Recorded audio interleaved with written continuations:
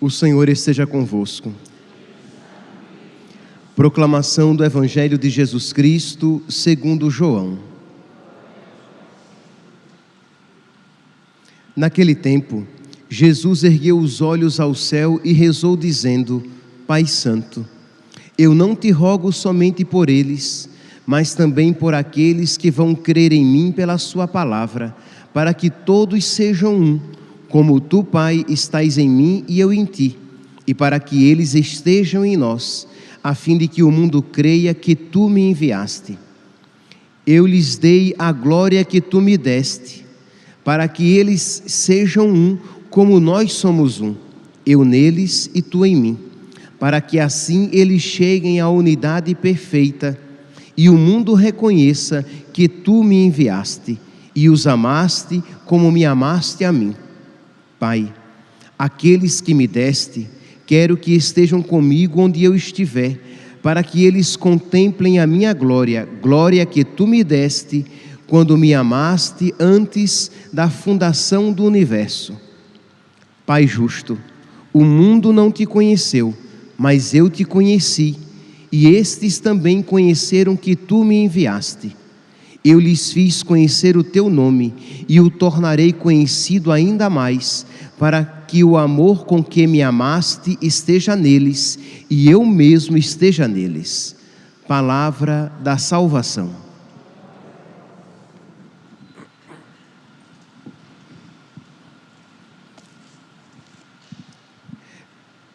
Caríssimos irmãos e irmãs, estamos celebrando a memória de São Marcelino e Pedro, mártires.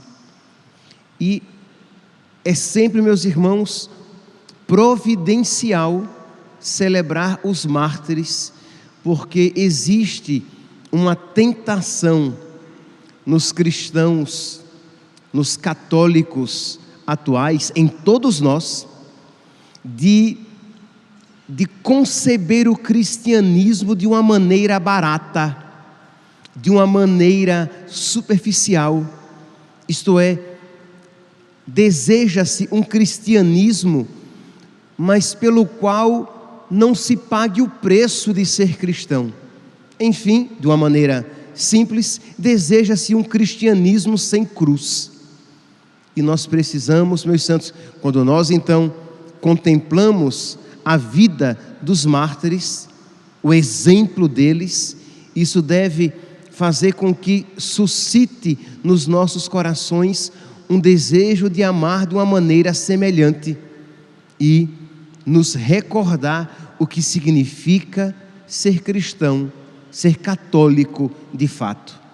Isto é, o cristão católico, ele sabe que a promessa de Deus, a promessa de felicidade, não é para este mundo, mas existe um outro mundo maravilhoso que Deus tem preparado para nós. A casa do meu Pai tem muitas moradas, e eu irei preparar um lugar para vós.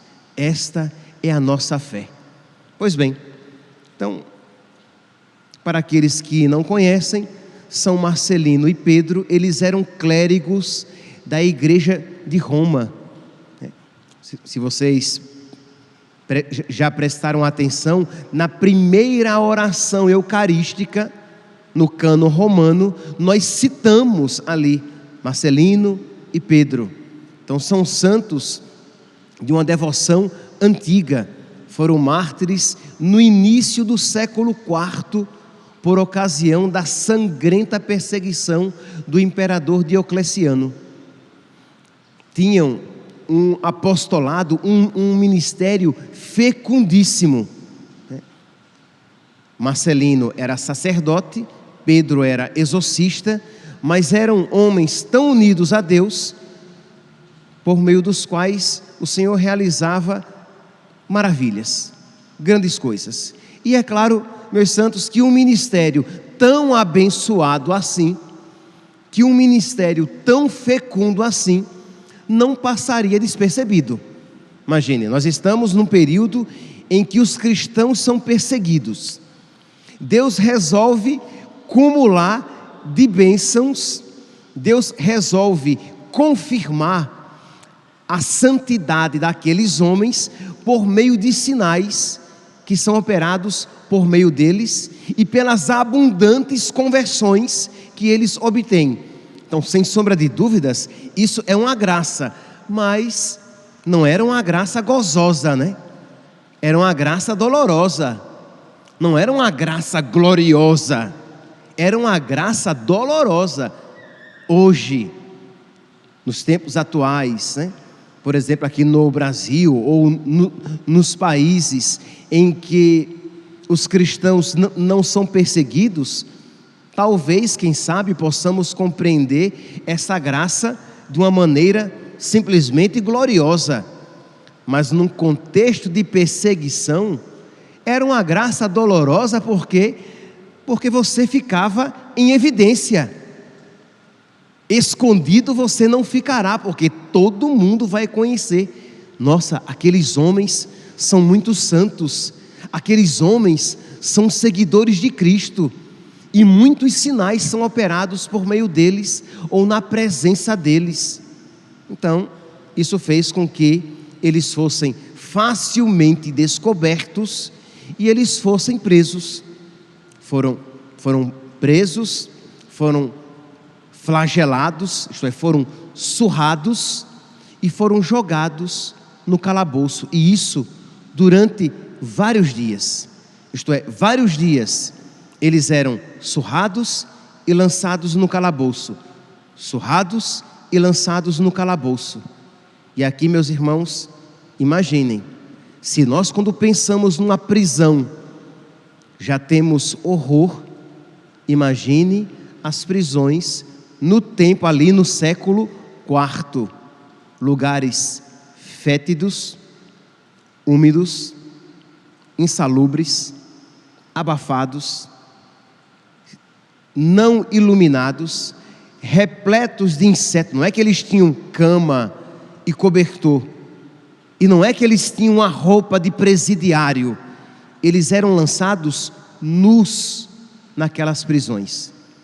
Então, depois de terem sido flagelados, com sangue escorrendo por todo o corpo, com pedaços de carne pendentes, eles eram lançados naquelas prisões com pulgas, percevejos, ratos, baratas.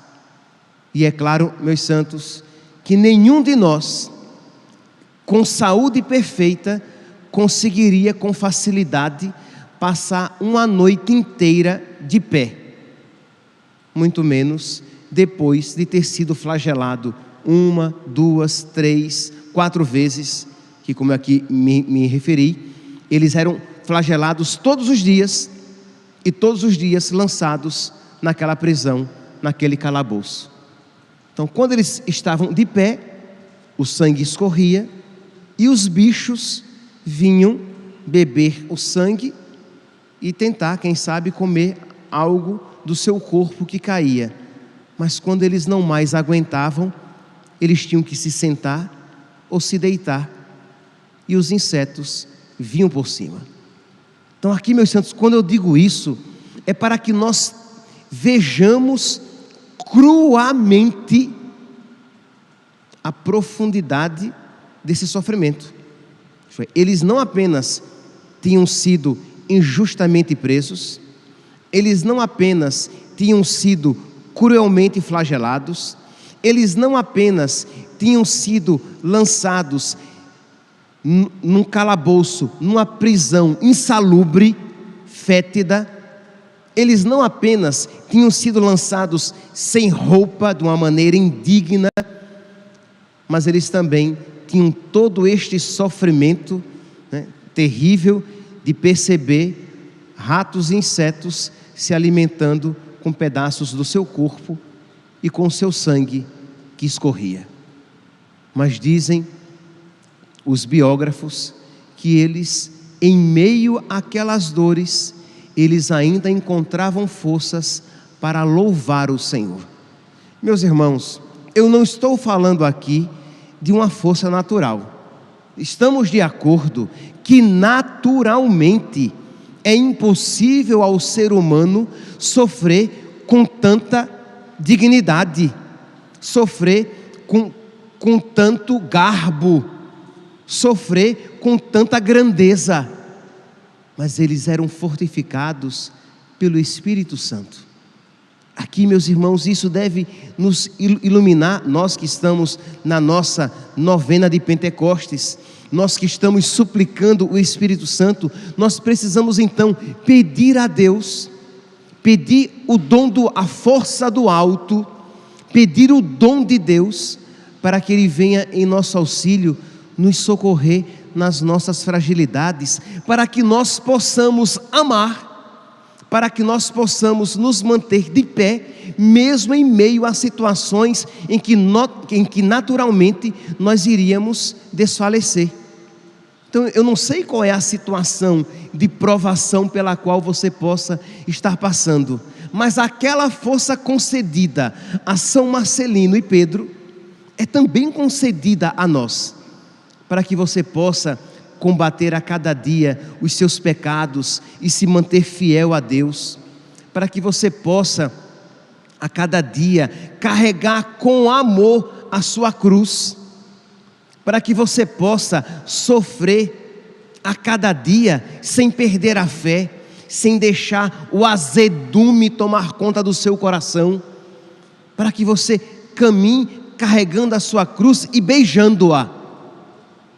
É claro, é óbvio que naturalmente isso não é possível, mas fortificados pelo alto, nós seremos capacitados a dar testemunho de Jesus, a dar testemunho da força de Jesus em nós, de modo que as pessoas possam olhar para nós e dizer: Deus, só Deus sustentando aquela pessoa, como é que ela está de pé? Porque nós às vezes temos a tentação, e é uma tentação, de achar que a presença de Deus, que a força de Deus, que a graça de Deus só se faz presente em eventos gozosos e gloriosos. E às vezes achamos que Deus quer nos amar apenas nos momentos gozosos e gloriosos.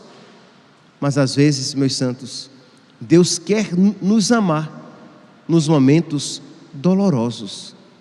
Deus quer manifestar o seu amor, a sua providência nos momentos dolorosos, e nós precisamos então pedir ao Espírito Santo que nos ilumine interiormente, para que nós sejamos capacitados a ver o amor de Deus na dor, a ver o cuidado de Deus no sofrimento, porque é muito fácil crer no amor de Deus, é muito fácil crer na providência de Deus nos eventos gozosos e gloriosos, mas precisamos crer no amor de Deus também e principalmente nos momentos dolorosos da nossa vida. Pois bem, então Marcelino e Pedro, nus, ensanguentados, com o corpo cortado, em meio a pulgas, percevejos, ratos e outros insetos, cantavam louvores a Deus. Aqui nós poderíamos pegar tantos outros exemplos semelhantes de pessoas mergulhadas no sofrimento, mas exalando Deus. Pessoas passando por profundas dificuldades, mas nós conseguimos ver nelas a força de Deus. Um São Padre Pio em meio aos seus sofrimentos, um São Paulo preso pelos pés no tronco ali, preso ao tronco, louvando a Deus. Uma Santa Catarina de Sena, uma Santa Gema Galgani, uma Santa Rita de Cássia, tantos santos que manifestaram esta força de Deus em meio às dificuldades da sua vida, manifestaram a doçura de Deus, porque aqui este é o ponto também que eu quero enfatizar. Não é apenas manter-se na fé, mas manter-se numa fé bela, numa fé doce até, porque às vezes você se mantém mais ou menos na fé, mas de um modo carrancudo, rancoroso com Deus, guardando, se não explicitamente, pelo menos implicitamente, uma mágoa com Deus, que permite este sofrimento na minha vida. Quando, no caso dos santos, e de uma maneira particular, dos mártires hoje celebrados, nós não vemos esta mágoa, muito pelo contrário, nós percebemos o louvor, e é claro que isso não passou despercebido, porque os carcereiros que estavam ali não estavam acostumados com isso. Estavam acostumados o quê? A blasfêmias, a palavrões, a choros e desesperos naqueles que eram, depois de flagelados, presos, enquanto Marcelino e Pedro louvavam. Então, meus santos, um primeiro ensinamento é: hoje, volte para casa ousando no Espírito louvar a Deus pelas lágrimas derramadas, pelas dificuldades. Pode ser que você agora não esteja passando por elas. Então, volte na fé, volte aos acontecimentos do passado que fizeram você sofrer e louve a Deus. E na fé, louve a Deus pelos sofrimentos que visitarão você, porque visitarão, tá? Visitarão. Não pense você que coisas piores não acontecerão. Nossa, Padre, o senhor é animador, né? Não, sou mais ou menos realista, né? Vocês sabem que coisas outras virão e nem sempre muito agradáveis. Então você, na fé, você já louva a Deus, porque você diz: o Senhor está me amando, porque quando Ele me permite isso, é uma graça que Ele está me concedendo. As graças não são concedidas apenas nos momentos gozosos e gloriosos. Pois bem, diz então que os carcereiros veem aquilo, né, ficam admirados e comentam com Marcelino e Pedro que Artêmio, o carcereiro-chefe, o algoz, aquele que escolhia com que tipo de flagelo eles seriam surrados naquele dia, o responsável pela pancadaria, eles comentaram que Artêmio estava triste, porque a sua filha, a filha de Artêmio, estava gravemente doente. E o que foi que São Marcelino e Pedro fizeram? Bem feito, isso é castigo. Bateram em mim, isso é castigo. Não, meus santos, isso fazemos nós, né? Quando pessoas que nos fazem sofrer, quando coisas ruins acontecem a pessoas que fizeram o mal, nós dizemos escondidamente, se não bem escrachadamente: bem feito, fez tanta maldade, aqui se faz, aqui se paga. Quem colhe maldade, colhe maldade. É uma sabedoria incrível. São Marcelino e Pedro fizeram o quê? Rezaram, começaram a interceder por Artêmio. Crê em Deus Pai Todo-Poderoso. Eles estavam rezando por aquele que era o responsável pelas surras diárias, e intercederam por Artêmio. E Artêmio, né, movido pela graça alcançada por Marcelino e Pedro, Artêmio veio a eles. E Marcelino e Pedro disseram que se ele se convertesse, a filha dele seria curada. E diz que Artêmio se sentiu interiormente convidado à fé, se sentiu interiormente chamado a Deus, e se converteu, juntamente com a sua esposa Lucinda e a sua filha Paulina. Mas, meus irmãos, percebe aqui, as graças de Deus são um convite. Marcelino e Pedro obtiveram de Deus a graça de um convite especial a Artêmio, mas ele não foi obrigado a se converter. Eu não tenho dúvidas que Deus está nos convidando também nesta celebração, que Deus está nos convidando a um passo mais generoso na fé, há um caminho mais profundo no amor, há uma fé mais forte na divina providência, há uma proclamação mais explícita do amor de Deus, mesmo em meio às lágrimas. Mas é um convite. Deus convida, Deus sustenta, mas você precisa responder, você precisa colaborar com a graça de Deus. Então eu não sei como é que está o seu coração, eu não sei qual é a situação pela qual você está passando, mas eu não tenho dúvidas que Deus está generosamente nos convidando a algo maior e dando-nos a graça de amá-lo mais, consequentemente abrindo-nos mais, escancaradamente as portas da salvação para nós. E diz então que quando Artêmio, eu me adiantei aqui, quando Artêmio estava prestes a dar o seu assentimento de fé, a dizer: eu creio no teu Deus, veio-lhe à mente uma tentação. Mas se o seu Deus é tão bom assim, se o seu Deus é tão poderoso assim, porque Marcelino e Pedro tinham falado da grandeza de Deus que fez o céu e a terra, de Deus que é todo poderoso e que os libertou dos pecados. Pois bem, disse Artêmio: mas se Deus é tão bom assim, se Deus é tão grande assim, é tão poderoso assim, por que Ele está permitindo que vocês, porque Ele permitiu que vocês fossem presos, apanhassem tanto, estivessem sofrendo tanto assim? E Marcelino e Pedro respondem: porque Deus está nos concedendo a graça de amá-lo mais. Percebe aqui, meus santos? Isto é, eles estavam, sem sombra de dúvidas, fisicamente sofrendo, mas eles sabiam que Deus estava concedendo a eles uma graça dolorosa, mas uma graça especial, de amar a Deus na tristeza, na dor, na dificuldade. Quantas vezes, meus santos, nós queremos amar a Deus desde que não doa, nós queremos amar a Deus desde que não custe muito, nós queremos amar a Deus, e não só a Deus, nós estamos dispostos a amar todo mundo, desde que não seja muito exigente. Se for uma amizade muito exigente, eu já não quero mais aquela amizade.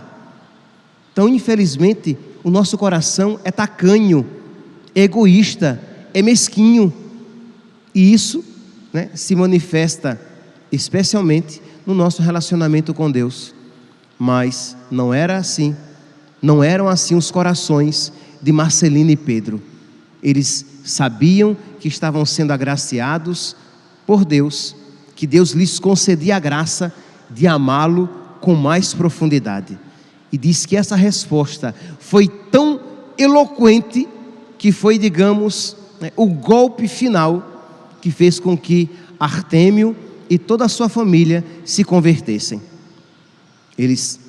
Artêmio, então, num ato de generosidade, de um neoconvertido, neoconvertido é muito generoso, neoconvertido reza muito, neoconvertido aqui, uma pessoa nos primeiros meses da sua conversão, neoconvertido vai à missa todos os dias, neoconvertido faz penitência, neoconvertido dá a Deus até o que Deus não pede, mas depois que o tempo passa, toma de Deus até aquilo que ele tinha pedido. Mas São Marcelino e Pedro, ou melhor, Artêmio, foi generoso e, assim, se Deus tivesse lhe concedido mais tempo de vida, com a graça de Deus, ele haveria de ser generoso por toda a sua vida. E aí, num ato de generosidade, ele solta todos os cristãos do calabouço. Eu sei que eu vou ser preso, mas não tem problema, ele soltou todos os cristãos, e é claro que ele foi descoberto, foi preso, foram presos novamente também Marcelino e Pedro, e Artêmio, Marcelino e Pedro foram degolados, e Lucinda e Paulina, a esposa e a filha de Artêmio, foram mortas, sufocadas sob pedras. Aí você vai dizer, que negócio, Ele alcançou a cura da filha, mas a filha depois morreu esmagada pelas pedras. Meu santinho, crê em Deus Pai, você não pensou isso não, Não, você não pensou nisso. Você tem fé. Antes, Paulina e Lucinda, a filha e a mãe estavam caminhando para o inferno, porque eu acho que a salvação existe somente em Jesus. Agora elas morreram com fé. Nós não podemos nos esquecer disso. O grande problema é que o mundo atual acha que todo mundo vai para o céu. Ora, se todo mundo vai para o céu, esta graça que Deus concedeu a Paulina, curando-a, não foi graça nenhuma. Era melhor deixá-la morrer de doença do que morrer esmagada. Mas, meus santos, essa não é a fé católica. O inferno existe. A salvação de Deus é concedida a todos, mas infelizmente muitos são chamados, mas poucos são os escolhidos. Então, Lucinda e Paulina receberam a graça de, embora num sofrimento temporário de uma morte violenta, alcançaram a graça do céu, juntamente com Artêmio, Marcelino e Pedro. Meus irmãos, nós poderíamos aqui nos alongar e meditar em tantos outros pontos que a vida destes mártires, nos mostra, mas que esses pontos já refletidos sejam suficientes para nos iluminar na nossa oração pessoal e na nossa mudança de concepção do cristianismo. Que nós não compreendamos o cristianismo simplesmente como um caminho fácil para o céu, mas um caminho em que nós amorosamente tomamos a nossa cruz e caminhamos com Jesus rumo à casa do Pai, que tem muitas moradas para nós. Louvado seja nosso Senhor Jesus Cristo, para sempre seja louvado.